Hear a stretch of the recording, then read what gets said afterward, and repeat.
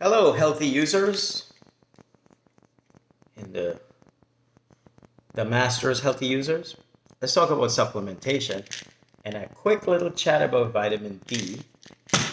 If you couldn't read it there, it's vitamin D3 and it's actually 10,000 IU, big dose. But let's talk about vitamin D. There's a lot on vitamin D. People want, especially since COVID, people want to dose up on vitamin D to keep their immune system up. So let me tell you a little about it and how to check it. Micronutrient supplementation has been very big the last 10 years.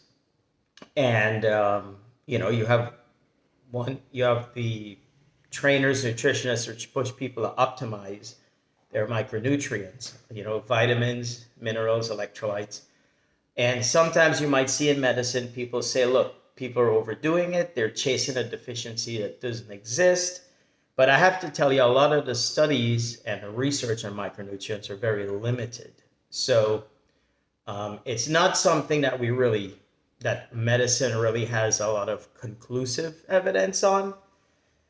Not in a good way or a bad way, just saying that,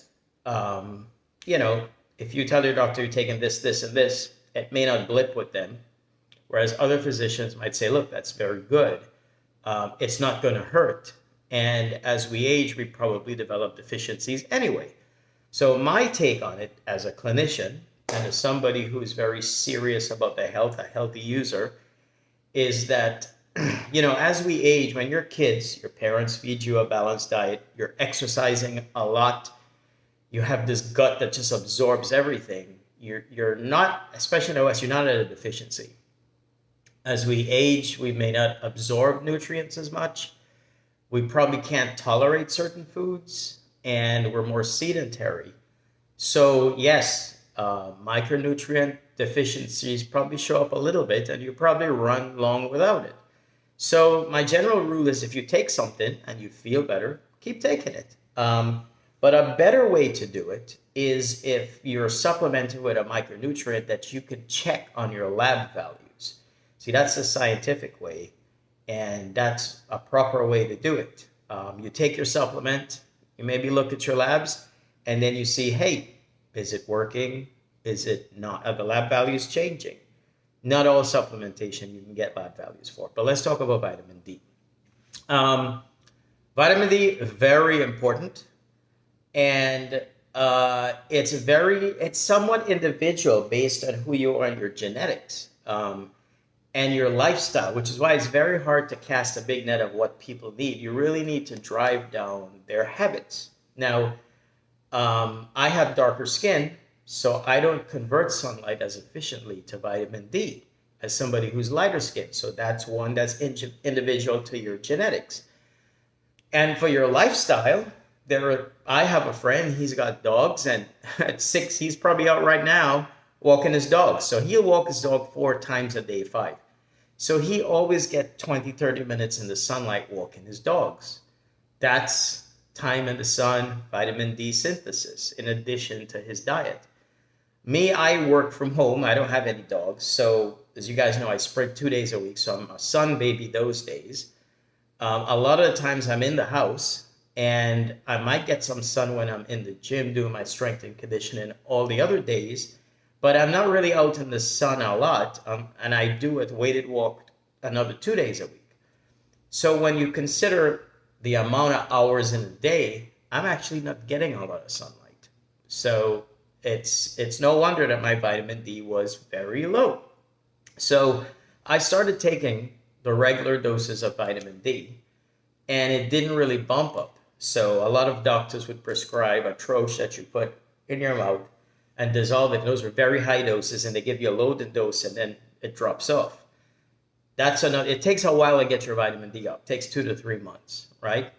So what the dose that, based on pulling my labs and looking at it, I've actually had to really look for a very high dose supplement. So this particular one from Bronson is a 10,000 IU supplement.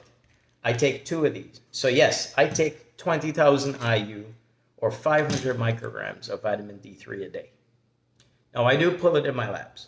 And my last labs I got last week, it was like 80. So I need this much to keep me between 80 and 100. I have dropped off to 1 a day, and it slid all the way back to 60. So I like to keep mine between 70 and 90, 95. I don't like to tap the 100, but I need that much. Now you compare that to people who take it and don't look and think they're getting, and you really realize a lot of people might be under supplementing.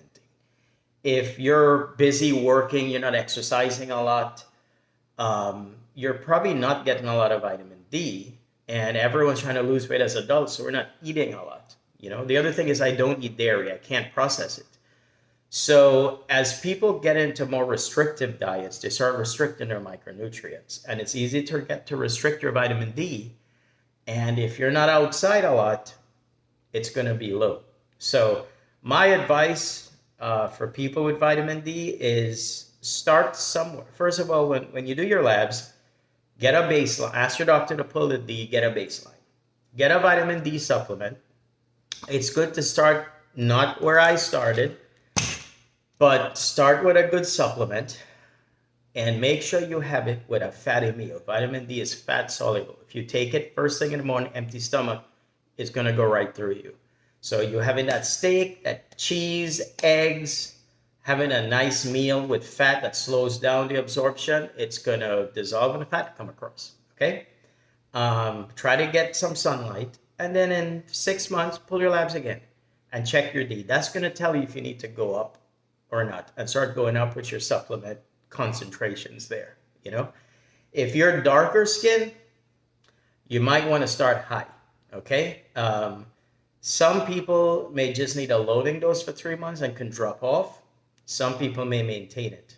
So for me, I kept this dose. I've had it for a couple of years, and I don't change it. I just constantly buy that, and I take 2. I'm probably going to have a steak for breakfast in about an hour, and 2 of these are going to go down the gullet. So that's my take on vitamin D. I really think you need to do it.